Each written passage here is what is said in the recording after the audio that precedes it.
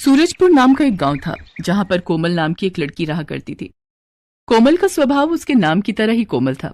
वो हर किसी की मदद करती और हर किसी से प्यार से बात करती। कोमल की माँ उसके बचपन में ही गुजर गई थी, जिसके बाद कोमल के पिताजी ने दूसरी शादी की। कोमल की सौतेली माँ सीमा बहुत कठोर दिल की थी। वो कोमल को हरदम मारती और डांटती रहती थी और उससे घर का सारा काम कराती, लेकिन अपनी असली बेटी प्रिया को बिल्कुल रानी की तरह रखती। कोमल के पिता कमाने के लिए शहर गए थे, इसीलिए सीमा और प्रिया दोनों कोमल पर हुक्म चलाया करती थी।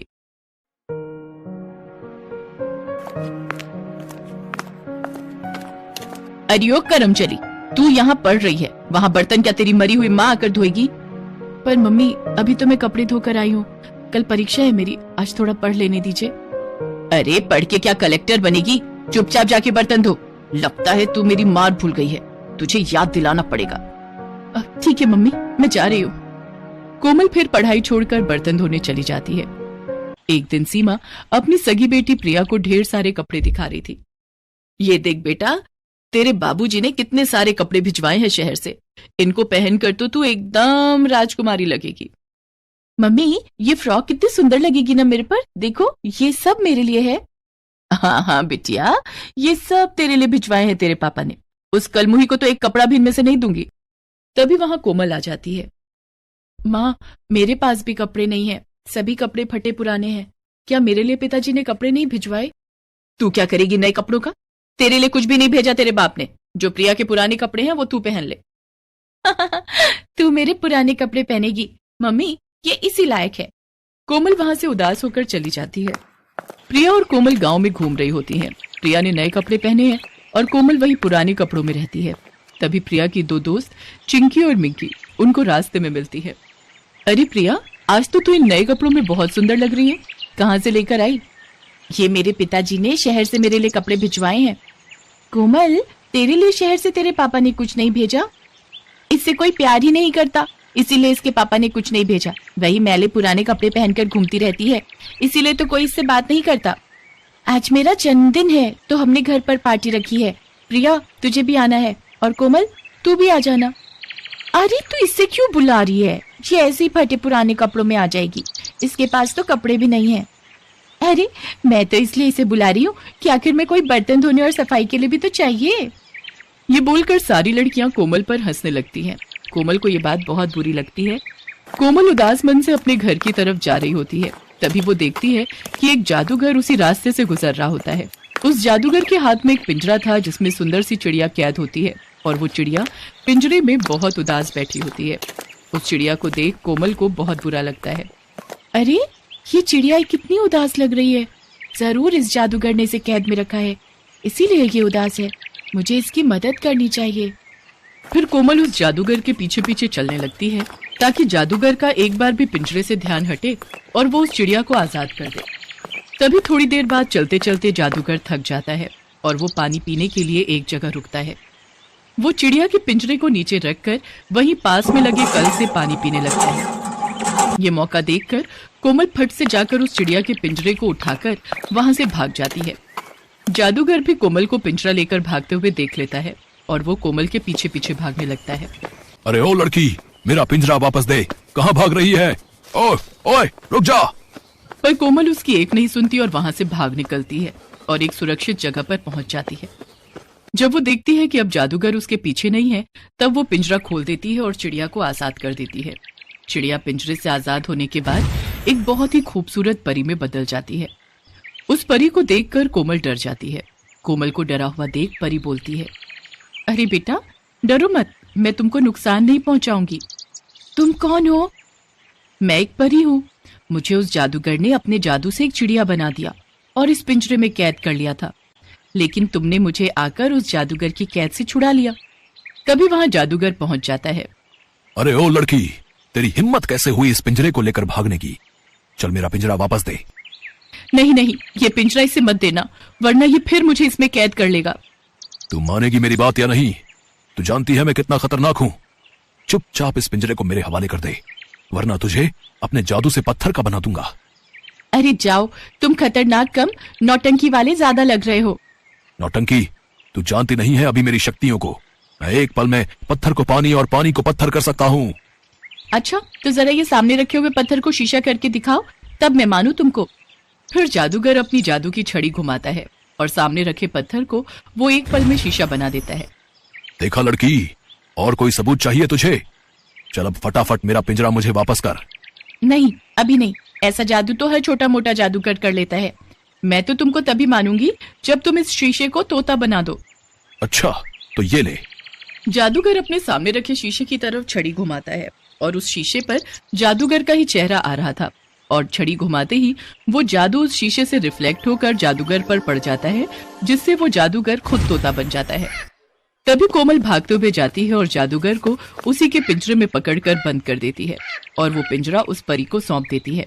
अरे वाह, तुमने तो बहुत चतुराई और आसानी से इस जादूगर को हरा दिया। अब ये जादूगर किसी को भी परेशान नहीं करेगा।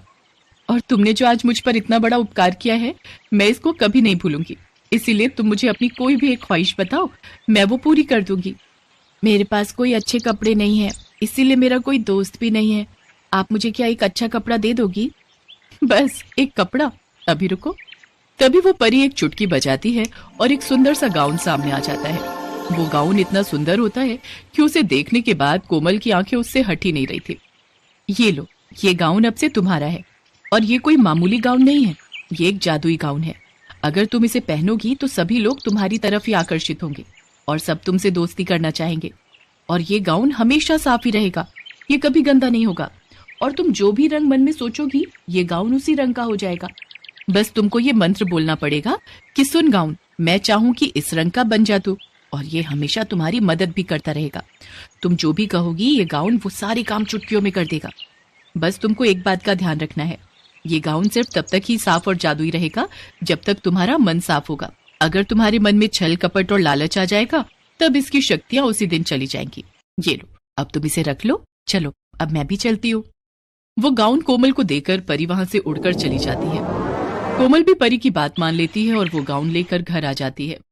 कोमल वो गाउन को हाथ में लिए निहार रही होती है और मन में सोचती है, क्या जो वो परी बोल रही थी वो सच है? क्या ये सच में कोई जादुई गाउन है? एक बार इसे पहनकर देखती हूँ। फिर कोमल वो गाउन पहनने चली जाती है। फिर थोड़ी देर बाद वो गाउन पहनकर कमरे में आती है और शीशे के आगे खड़ी हो जाती है और वो अपने आप को शीशे में देखकर दंग रह जाती है। कोमल वो गाउन पहनने के बाद एक परी की तरह लग रही थी। ऐसा लग रहा था कि उससे ज्यादा सुंदर और कोई है ही नहीं इस दुनिया में। सच में उस गाउन में ऐसा जादू था जो एक आम लड़की को परी बना दे रहा था। अरे वाह, मैं कितनी अच्छी लग रही हूँ इस गाउन में। अच्छा, उस परी ने तो ये भी कहा था कि मैं जो भी बोलूंगी ये गाउन उसी रंग का हो जाएगा। एक बार ये भी करके देखती हूँ। सुन गाउन, मैं चाहूं कि नीले रंग का बन जा तू। कोमल आंखें बंद करके ये मंत्र बोलती है और जब वो आंखें खोलती है तो देखती है कि वो लाल रंग का गाउन नीले रंग में बदल चुका है। वो ये देखकर अचंभित हो जाती है। फिर वो खुशी के मारे झूमने लगती है। उसी दिन कोमल वो गाउन पहनकर मिकी के जन्मदिन में जाती है। कोमल में अब एक आत्मविश्वास आ गया था। उसे पता था कि आज वो उस गाउन में सबसे सुंदर लग रही थी। तभी वहां सारी लड़कियां कोमल को देखकर चौंक जाती हैं। उनकी नजरें कोमल से हटती ही नहीं है। प्रिया को छोड़ वो सारी लड़कियां कोमल के पास आ जाती हैं। अरे कोमल, आज तो तू बहुत सुंदर लग रही है। हाँ कोमल, आज तो तू इस गाउन में किसी परी से कम नहीं लग रही है। तू आज हमारे साथ आकर बैठ जा। पर ये सब कोमल की सौतेली बहन प्रिया को बर्दाश्त नहीं होता। प्रिया से ज्यादा लोग कोमल की तारीफ कर रहे हैं और उससे बातें कर रहे हैं। धीरे धीरे उस जादुई गाउन की वजह से कोमल का सारा काम आसान हो गया। जो भी उसकी सौतेली माँ उसको काम देती, वो सारे काम कोमल अपने जादुई गाउन के जादू से चुटकियों में कर देती। अब कोमल हर रोज गाउन पहनकर अपनी सहेलियों से मिला करती थी। हर रोज वो गाउन का रंग बदलती और पहनती। इस तरह कोमल अब अपनी जिंदगी आराम और सुकून से बिताने लगी। उस जादुई गाउन ने कोमल की जिंदगी बदल दी। इस कहानी से सीख मिलती है कि अगर आप बहादुर हैं, मेहनती हैं और आपका दिल साफ है, तो भगवान भी आपकी मदद करेंगे। प्रकाश दीनपुर नाम के एक छोटे से कस्बे में रहता था। प्रकाश पेशे से नाई था। वो गरीब था तो उसके पास दुकान नहीं थी, इसलिए प्रकाश एक पेड़ के नीचे ही अपनी नाई की दुकान चलाता था और घर का गुजारा करने लायक रोजाना की कमाई कर ही लेता था। अरे प्रकाश, जरा दाढ़ी तो बना दे भाई, है? समय ही नहीं मिलता यार। आज साले की शादी में जाना है, थोड़ी अच्छी बनाना, ठीक है? ठीक है मदन भाई, आप बैठो, मैं अभी आपकी दाढ़ी बना देता हूँ। बाल भी लंबे हो रहे हैं, कहो तो सेट कर दूं? हाँ भाई कर दे भाई, कर दे। वैसे काफी दिन हो गए यार भाई बाल कटवाए हुए भाई। प्रकाश भैया, अगर इनका काम हो जाए तो मेरे बाल काट देना भैया, मुझे 1 घंटे में शहर निकलना है। बस आप बैठो, इनका काम हो ही गया समझो। प्रकाश भाई, अब तो तुम भी अपनी नाई की दुकान ले लो, है भाई? कब तक इस पेड़ के नीचे दुकान चलाते रहोगे भाई? है, मैंने सुना है हमारे कस्बे में एक नई नाई की दुकान खुलने वाली है, कहीं ऐसा ना हो तुम्हारे सारे ग्राहक उस नई दुकान पर चले जाए भाई। कोई बात नहीं भैया, हम किसी के हाथ नहीं रोक सकते। अगर नाई की नई दुकान खुल रही है तो खुल जाए, मैं तो अपना काम पूरी ईमानदारी से वैसे ही करता रहूंगा जैसे आज तक करता आया हूँ। ऐसे ही दिन बीते। एक दिन मंगत नाम के एक आदमी ने उस कस्बे में नाई की दुकान खोल ली। मंगत के पास कस्बे के लोगों की भीड़ लगने लगी। भीड़ लगने का भी एक बहुत ही अलग कारण था। अरे भीखू, आज तूने कितने रुपए कमाए? मैंने तो 10 रुपए कमा लिए भाई। वैसे ये बढ़िया है, बाल भी कटवा लो और बदले में पैसे भी कमाओ, है? और मंगत नाई कैसे हो? सचमुच तुमने तो हम सभी गांव वालों को कमाने का जरिया बता दिया भाई, है? अरे भैया, बस यूं समझ लो कि मैं तो कस्बे वालों का भला करने आया हूँ। तुम लोग जितने मुझे बाल दोगे उतने रुपए कमाओगे। असली बात ये थी कि मंगत लोगों को बाल काटने के बदले कुछ रुपए दे देता था और उनके बाल अपने पास जमा कर लेता था। कस्बे के सीधे साधे लोग उस सच्चाई को नहीं जानते थे जो प्रकाश समझ रहा था। प्रकाश ने कस्बे वालों को बहुत समझाने की कोशिश की, पर कोई भी उसकी बात को नहीं मानता था। मंगत के पास बाल कटवाने के लिए हर समय कोई ना कोई कस्बे वाला खड़ा ही रहता था, क्योंकि उसके मन में यही लालच होता था कि जितने बाल देंगे उतने मंगत उनको पैसे देगा। प्रकाश जानता था कि गांव वाले जो गलती कर रहे हैं उसका उन्हें पछतावा होगा, पर उस वक्त कस्बे वालों को समझाना उनके बस की बात नहीं थी। इसलिए प्रकाश उस कस्बे को छोड़कर दूसरी जगह काम के लिए निकल पड़ा। रास्ते में पेड़ के नीचे एक साधु बाबा बैठे थे। प्रकाश ने उन्हें प्रणाम किया। बाबा, मेरे मन में बहुत चिंता है, कृपया उसे दूर करने का कोई उपाय बताइए। मैं अपने गांव से तो निकल आया हूँ, पर मेरा मन खुश नहीं है। पता नहीं दूसरे गांव में भी जाकर मेरा काम चलता भी है या नहीं।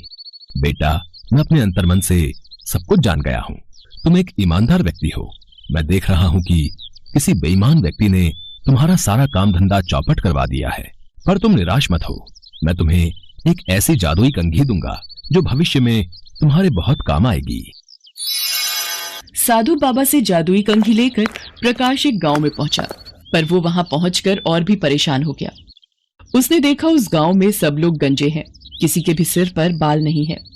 इस गांव के सब लोग गंजे क्यों हैं? मुझे किसी से इसका कारण पूछना होगा।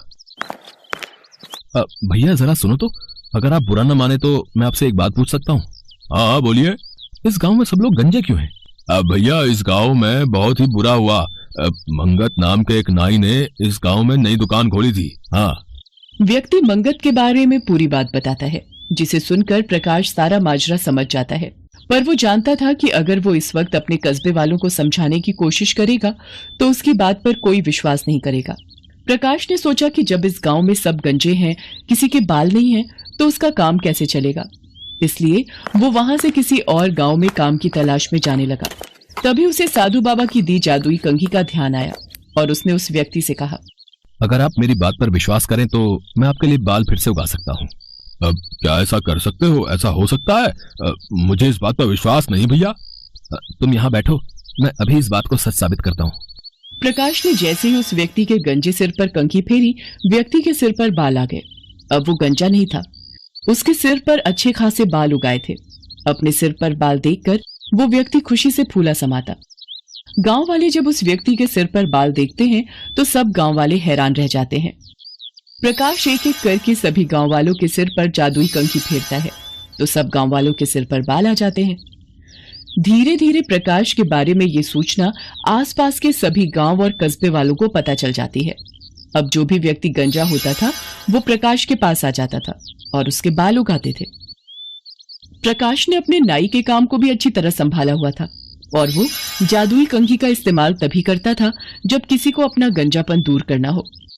उसके मन में बिल्कुल भी लालच नहीं था, वो मेहनत से ही काम कर रहा था, पर उसके मन में अभी भी अपने कस्बे वालों को लेकर चिंता बनी हुई थी। मंगत अपना काम करके वहां से जा चुका था। कस्बे के सभी लोग गंजे हो गए थे। फिर एक दिन उन्हें प्रकाश के बारे में पता चला तो सब कस्बे वाले प्रकाश के पास गए। प्रकाश भैया, हमें माफ कर दो, हमने मंगत की बातों में आकर तुम्हारी बात नहीं मानी। तुमने तो हमें समझाने की कोशिश की थी। काश हम सब उस दिन समझ जाते तो मंगत हम सबको ठक्कर नहीं भागता। आप सब चिंता मत करो, आप सबके सिर पर बाल फिर से उगाएंगे। प्रकाश अपने कस्बे के लोगों के सिर पर जादुई कंघी फेरता है और उन सबके बाल उगाते हैं। धीरे प्रकाश का काम फिर से चल पड़ता है और वो नाई की एक बड़ी दुकान खोल लेता है। प्रकाश आसपास के सभी गांव में मंगत के पोस्टर लगवा देता है ताकि कोई भी मंगत के झांसे में न आए। फिर एक दिन मंगत पुलिस के हाथों पकड़ा जाता है। मंगत बालों की तस्करी करता था और बालों को बेचने का काम करता था। मंगत को उसके किए की सजा मिल जाती है और उसे जेल हो जाती है। हेलो दोस्तों, कैसे हैं आप सब? हमारी कहानियाँ देखने के लिए हमारे चैनल को सब्सक्राइब कीजिए और हाँ, बेल आइकॉन पर क्लिक करना मत भूलिएगा।